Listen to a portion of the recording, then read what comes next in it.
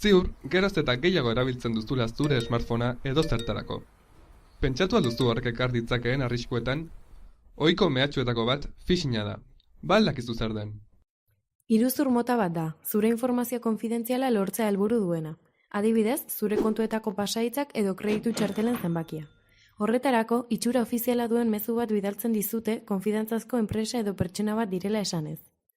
Mezu hori posta elektroniko bidez bidaltzen dute normalean, baina SMS, telefono deiak edo sare sozialak ere erabil ditzakete.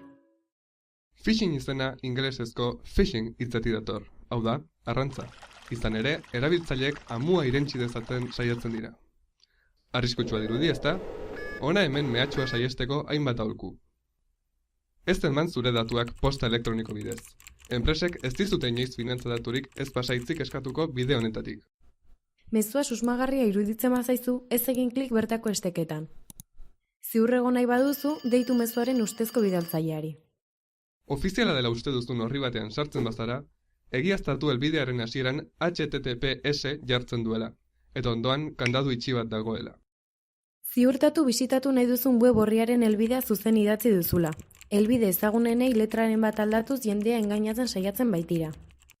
Phishingaren biktima izan zarela uste baduzu, zure pasaitz guztiak berehala aldatu eta jar zaitez harremanetan benetako enpresa edo erakundearekin. Orain, garbi daukazu, ezta? Argi ibili, ez irentsi amua.